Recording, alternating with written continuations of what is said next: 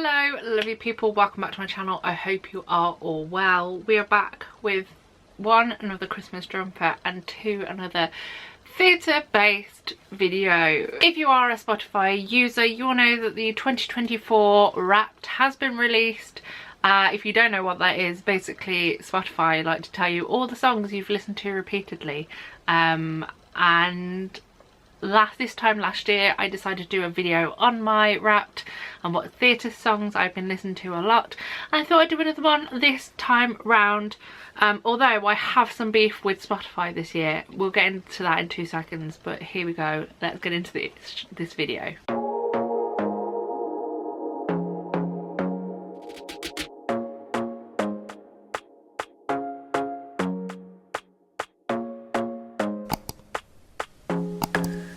So we are here to talk all things musical theatre and music listening. Every year for the past, I want to say 5 for me personally, there has been a playlist created by Spotify for me of my top songs. Here is this year's Isn't It Fancy?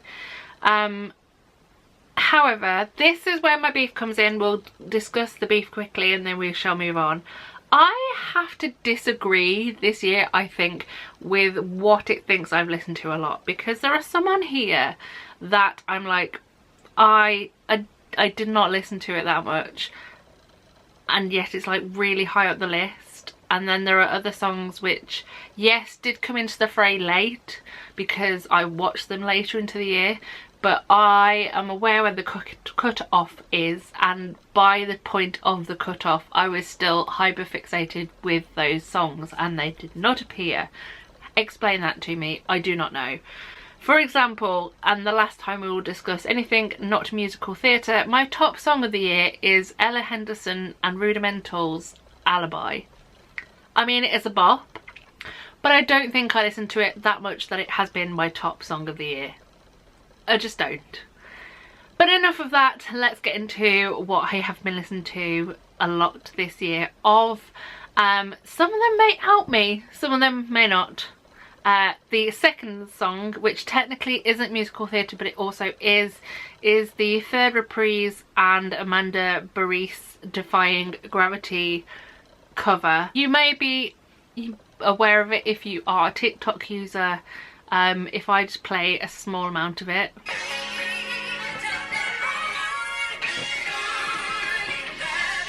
You know that one, the one that all the cool people were dancing to. I haven't ever, because I can't dance. But that was my second song. Also on the list we have Monster from Frozen. I don't think I listened to that much, that much should I say, but it's in the top 5. Or it's just out of top 5, it's number 6. We have got standard Two Strangers Carry a Cake Across New York with the song New York. I'm surprised there isn't as much of any other song than that one. We have got the Mad Ones, and from that we have Miles to Go. I'm so excited that the Mad Ones is going to be transferring to London after being at the old joint stock. I'm very excited. I will be there with bells on, and the cast recording that is available on Spotify, which is from Broadway or off Broadway I believe, is a listen. Just go and just do it. We also have Kathy and Stella's Murder podcast from Kathy and Stella Solve a Murder. I'm still pretty gutted that we don't have a full cast album for that. They gave us an EP. An EP is better than nothing at all, but I would really prefer that people and musicals stop putting out full cast recordings, please, because it's been the same with the likes of Why Am I So Single, Curious Case of Benjamin Button. We need like the full tracks and everything in its entirety. I kind of, and to a point for a while, Two Strangers, but they did shift it around and gave us the whole thing. I understand from a certain points, especially with things like Kathy and Stella, because if you have the full cast recording you may learn things you might not want to, but at the same time the cast recording from Broadway, so the original Broadway cast recording of Dirty Rotten Scoundrels, which I have been listening to a lot since seeing it. It's not on this list, spoiler. But in that cast recording, they play, or they have put most of them in, and then when the twist happens, they go, "Hi, this is John Lithgow," I think it was, from the cast of Dirty Rotten Scoundrels. If you are listening to this and you haven't seen the show, stop, because there are things that are going to happen which will tell you about the things that happen at the end of the show. If you have listened to it or you have watched it, come and listen to the rest of it. I like that idea, it's clever, and it would mean that we get 4 cast recordings. Just saying. Also on the list, and also from Mad Ones, to go back, we have I Know My Girl, another top-notch song. I love the whole of the Mad Ones cast recording. I just think it's really good. Next on the list, which kind of outs me the fact that it is this song, we have Night Will Come from Groundhog Day. Of all the songs that I could have listened to on repeat, it is possibly the saddest one. Next we have from Kiss Me Kate, the original Broadway cast recording, because we have not got one from London yet. I assume we won't. Always True to You in My Fashion, which is the bop, and I also really quite enjoy hitting the really big notes in my car whilst driving. It's just the way I roll. We've got Little Big Things from The Little Big Things. I love that show. I haven't listened to the cast recording that much recently, but for a time even, it was very much a hyperfixation, listen to it morning, noon and night situation. I definitely go through times of listening to a cast recording or a show over and over and over again. Usually after I see a show, I will listen to the cast recording or a cast recording if it's not of this version that I have seen, over and over. And then other times my brain just goes, "Hey, remember that musical?" And you're like, "Oh my god, yes!" And then I listen to it after that. Next up, musical theatre wise, we've got I'm in Control and also Wait for Me from The Time Traveller's Wife. Controversially, at the time that I saw this show, I was very much, I enjoy the music, but it's not very catchy. And then a year and a bit on, I think if my time is correct in my head, which might not be, but I'm sure that was last year, not this year, I have very much enjoyed listening to those 2 songs. There is a third, but I'm not sure if it made the list. Next we've got 2 from The Drifter's Girl. We have I Don't Want to Go On Without You and There Goes My First Love. Again, why do I really enjoy the kind of slow, slightly emotional, slightly sometimes depressing songs on cast recordings? Because I Don't Want to Go On Without You is not a bop. It is very much a woman on her own on the stage singing about her husband who has recently passed away and how she is going to find the strength to carry on. Not a happy subject, but it's on there. Just above that, and I feel I should have mentioned it previously, is another one from The Little Big Things, which is Feel Like This. Again, not particularly cheerful, but powerful and emotional. Speaking of powerful and emotional, we have The Risk from Becoming Nancy. That cast recording slash EP slash whatever they wanted to call it, I believe it was an EP to them, of the Birmingham cast that was my massive hyper fixation for a good month. Very much I was listening to at least 1 or 2 songs on that EP over and over again. Again, I'm surprised that it isn't higher up the list, but again, it wasn't until October, got my list up, that it came into my life. But at the same time, both The Risk and also Just for Today, just checking, and Ready to be Touched and On the Night Bus, basically the entire EP of Becoming Nancy made it onto the list, which just proves that I did very much have a hyperfixation on that show.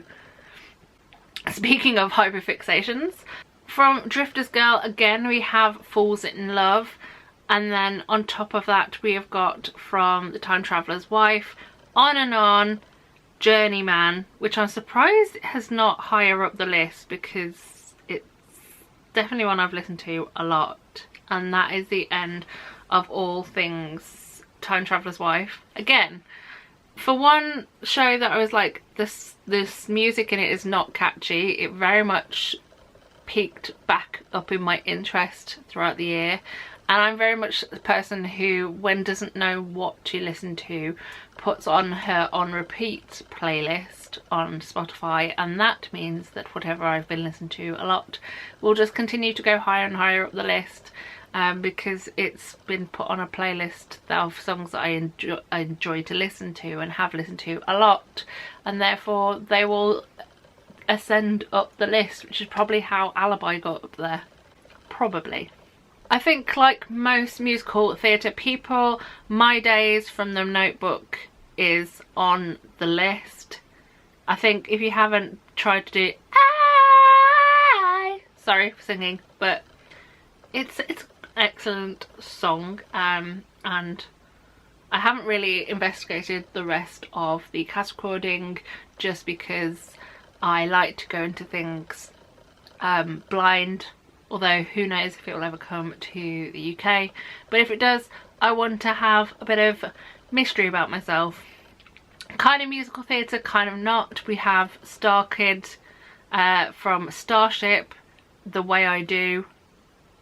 I don't know what it is about that song, but it hugs my heart in a way that's just special. We've got What Do I Need with Love from Thoroughly Modern Millie. Again, that is a show that I really want to see come back sometime soon, because it's an excellent show with some great music in it, and I've never seen it professionally done, and I need to in my lifetime. Again, with the depressing musical theatre, we have got from Dear Evan Hansen, bearing in mind I've never seen the show, plan to do so next year. I have got Requiem. I'll leave it with that. I'll leave you with that. Another rogue entrance we've got from the musical Copacabana, starring Gary Wilmot. We have got Dancing Fool. How did that get on there? Because I used to do Zumba to it. It used to be one of my Zumba tracks, and I suddenly, it popped in my head. It was another one of those. It was a, hey, do you remember this? And I'm like, oh my god, yes. And you end up listening to it. Going back to Kathy and Stella, I also have If I Didn't Have You, brackets I Would Die. Again, a bit of a hyper fixation this year. Back with Little Big Things, we've got Guide You, My Heart. I actually think I'm going to listen to the Little Big Things tomorrow, because seeing this list has reminded me of the cast recording, and it's a good one. It is a good one. Sticking with it, we have got Sympathy. Again, really random collection of songs from the show in the top however many this playlist is, because it won't tell you. It just tells you it's 5 hours 48 minutes.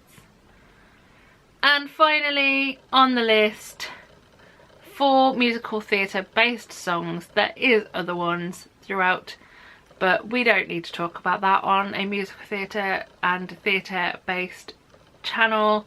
We've got from Operation Mincemeat, which I kind of want to go and watch again in the new year, All the Ladies.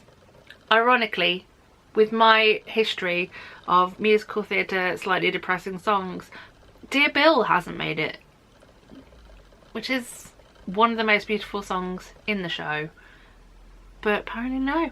apparently it did not make the cut. And yet Troublemaker by Ollie Murs did. Now that has outed me.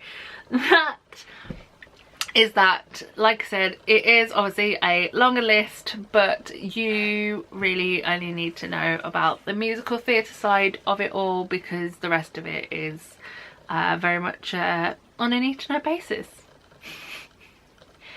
I'm very much one of those people that when they do the Wrapped, they're like, hey, you've listened to this a lot, or this, you are in the 0.0 something of the listeners of the year, and you're just like, okay, thank you for outing me, and we will leave it there. So yeah, that is pretty much that. I'm going to leave you be, say thank you very much for watching. Tell me what your #1 song of the year was on Spotify Wrapped if you are a user. If not, just tell me your top musical theatre songs of the year. Maybe we'll scratch another itch and I will have another moment of musical clarity and listen to something that I've completely forgotten about. But there we are, there we go. Now you're here and now you're in the know. I forgot what I said in the other video and it wasn't that. So we're going to leave it here. So thank you very much for watching. I hope you enjoyed. If you did, then let me know, or tell me, or share it with your friends. Do something. Make it a Christmas present to me. But I'm going to leave you here. So thank you very much for watching. I hope you enjoyed. I hope you come back for more theatre-based content soon. There is a few more videos coming up in the not too distant future, because obviously we are rounding up the year very quickly, and that means a little bit more content is coming your way. But that is it. All that's left to say is the usual, and that is this. So long, farewell, auf Wiedersehen, and goodbye. Bye.